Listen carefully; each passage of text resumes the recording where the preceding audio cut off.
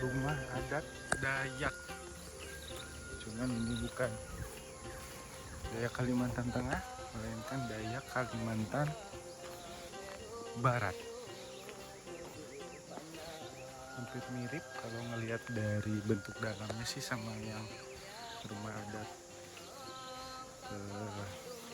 Dayak Ngaju ya. Cuman mungkin ini bukan yang benar-benar original, karena biasanya kalau Dayak itu yang benar-benar original semuanya terbuatnya dari kayu.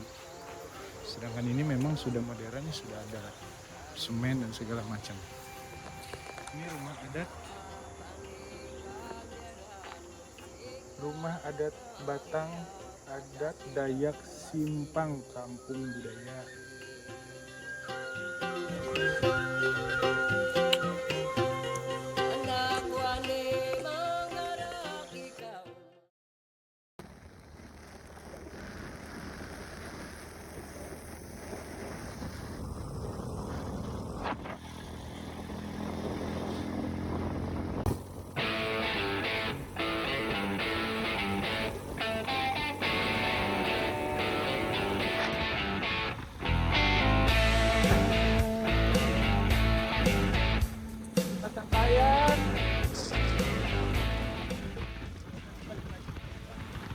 Akhirnya sampai juga kita di Jembatan Tayan. Yap, jembatan ini adalah salah satu jembatan ikonik yang berada di Kalimantan Barat, di mana jembatan ini berada di atas Sungai Kapuas. Dulu sebelum ada jembatan ini, kita kalau mau nyebrang harus menggunakan kapal feri, di mana memang antriannya cukup panjang, cukup lama, dan kurang lebih membutuhkan waktu sekitar 30 menit sampai 45 menit untuk bisa menyeberang menggunakan kapal feri kecil.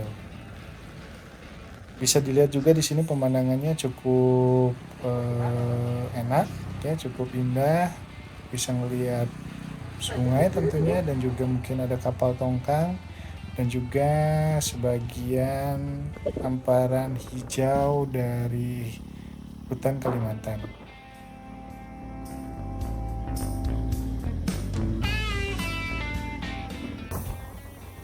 Ya, jembatan ini juga bisa dibilang menjadi salah satu tempat tongkrongan asik anak muda sekitar sini, karena di sini juga memang banyak yang berjualan, apalagi ketika sore hari dengan cuaca yang sudah agak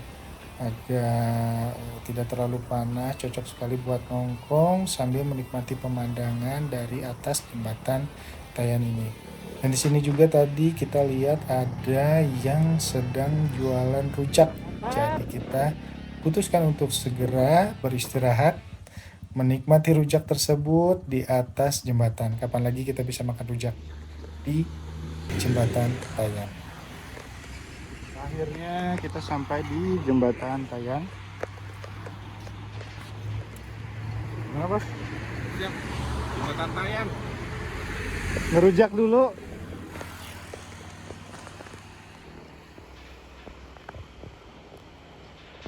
Bisa fokus nggak ya? Nah itu tongkang-tongkang tuh. Tongkang.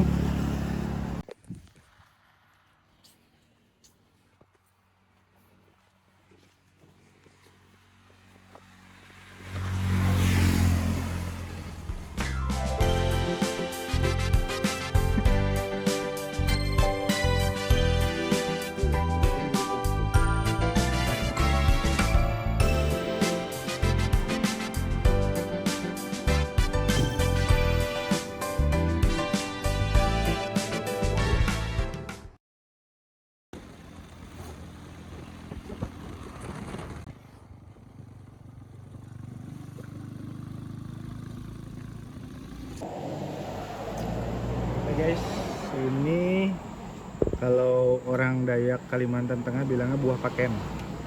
Buah apa? Paken, buah yang endemik di Kalimantan dan buah hutan.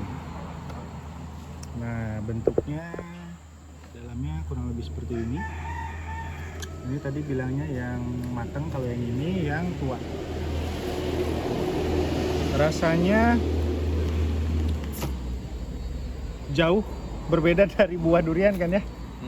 Jauh berbeda, cuman bentuknya memang mirip buah durian, tapi rasanya jauh berbeda dari buah durian.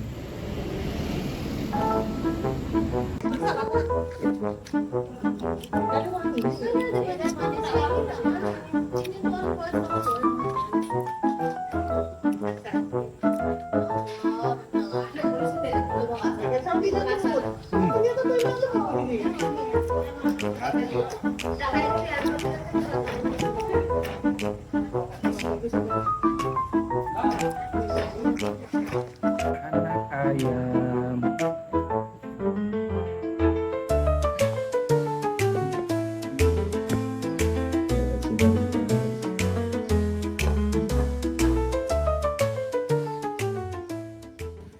Huru hara lalu lintas Pontianak.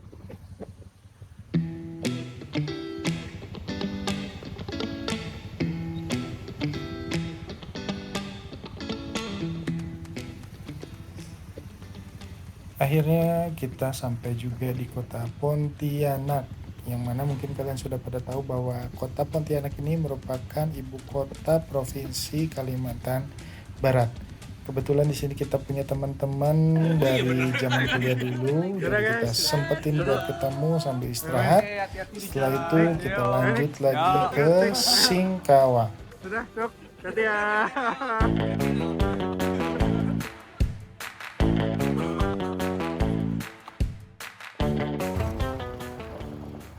Singkawang ini berjarak kurang lebih sekitar 150 km dari kota Pontianak, di mana biasanya dapat ditempuh dengan kurang lebih sekitar 3 jam perjalanan, itu juga kalau memang jalanannya cukup lancar.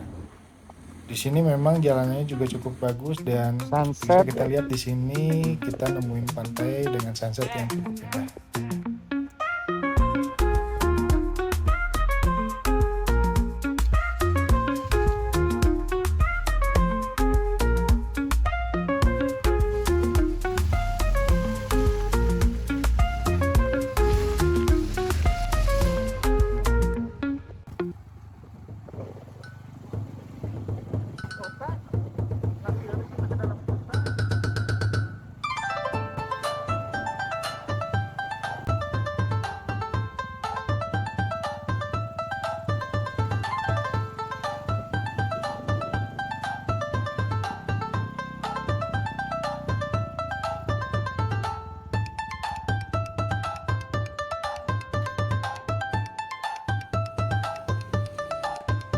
Oke, akhirnya kita sudah sampai ke pintu gerbang.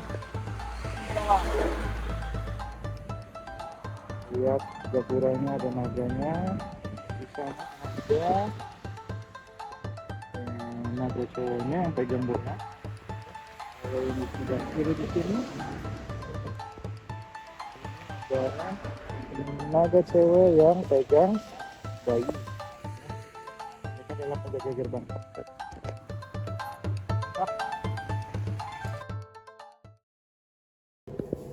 Selamat pagi. Malam tadi kita sudah sampai di Singkawang dan mungkin hari ini kita akan menuju ke perbatasan Aru. Semoga kita bisa nyebrang ke Malaysia. Kalaupun nggak bisa ya sudah lah ya. Tapi semoga bisa.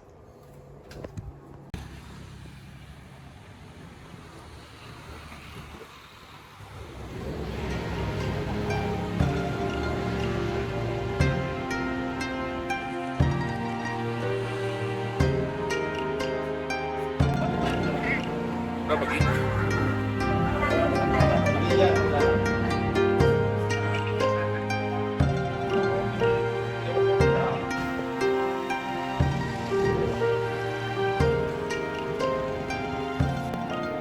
Singkawang, kota yang sering dijuluki sebagai kota seribu kelenteng. Dari awal kita masuk aja bakalan kerasa vibes-nya beda karena di kanan kirinya banyak bangunan khas Tionghoa yang warna merah dan juga tentunya ada ornamen naga. Ngomongin Singkawang, kota ini dulu sekitar abad 18 menjadi tempat persinggahan para perantau Tionghoa, khususnya suku Hakka, Kemudian sering berjalannya waktu mereka menetap, membangun komunitas dan budaya itu masih sangat kuat sampai sekarang. Kalau dirasa-rasa mungkin di sini ada perpaduan antara budaya Melayu, Dayak dan juga Tionghoa yang hidup berdampingan. Jadi karakternya khas Singkawang, agak-agak mirip juga sama Malaysia mungkin ya. Nah, kalau kita riding sedikit lagi keluar kota, kita akan ketemu pemandangan berupa lautan dan juga perbukitan. Mataharinya udah.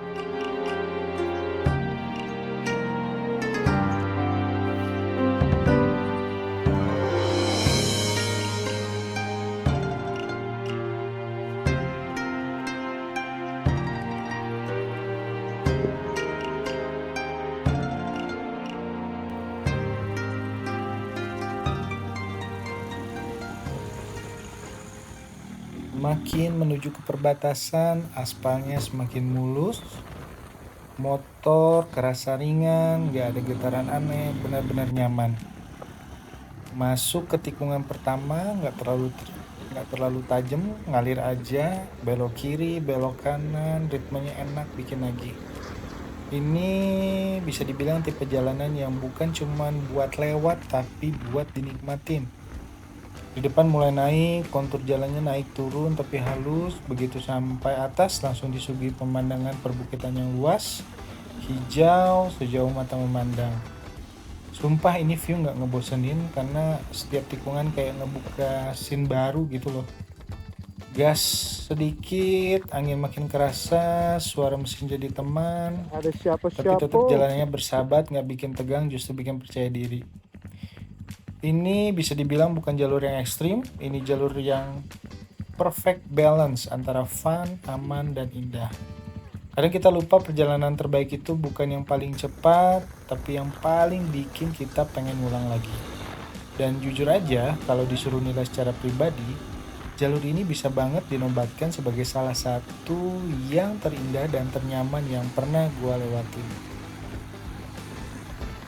Real, ini jalan menuju perbatasan.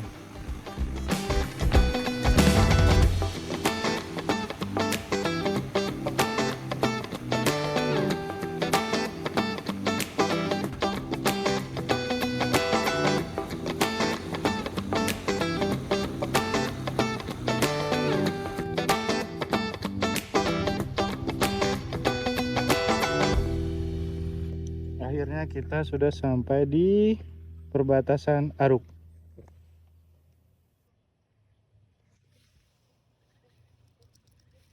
Yes. Semoga bisa nyebrang.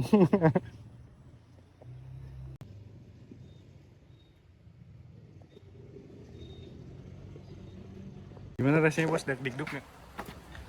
Coba kita lihat. Semoga kita bisa melintas. Ya, semoga keberuntungan berpihak pada kita. Itu pintunya.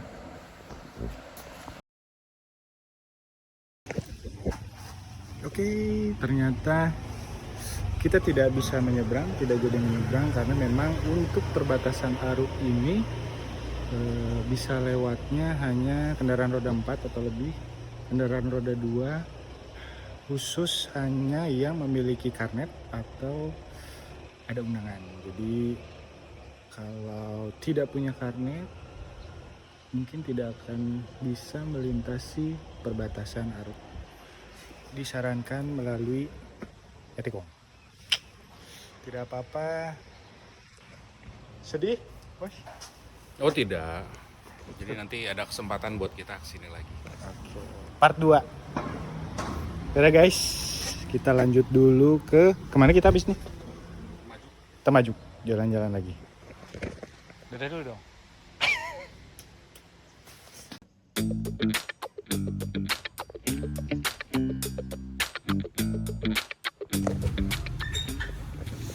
Kembali ke Pontianak. Jam berapa kapal? Jam 8 harus di pelabuhan. Mantap, dari Aruk ke Pontianak jam 8 harus nyampe. Sampai lah ya. Berangkat. Oke, jadi sekali lagi bagi teman-teman yang pengen berkendara menyeberang sampai ke negara lain, jadi memang sangat disarankan untuk memiliki karnet. Nah, walaupun di perbatasan Pontianak nih ada beberapa yang bisa menyeberang menggunakan surat lintas negara sementara, cuman akan lebih aman dan lebih pasti kalau kita punya karnet.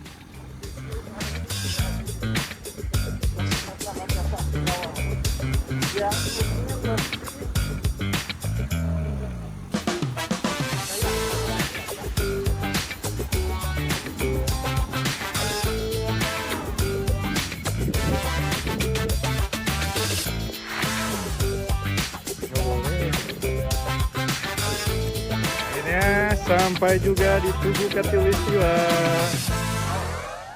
Titik 0 antara utara dan selatan. Dari perbatasan sampai ke Tugu Katulistiwa. Berapa jam? Berapa ya tadi ya? 4 jaman ya?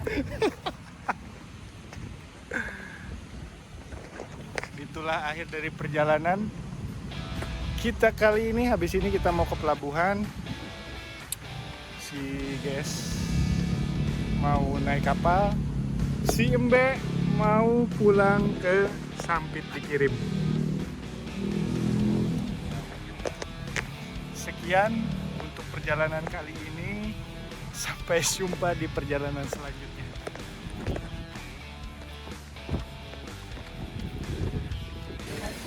Gimana Mas? Enak Mas? Enak cuy. Udah ke abangnya. Recommended.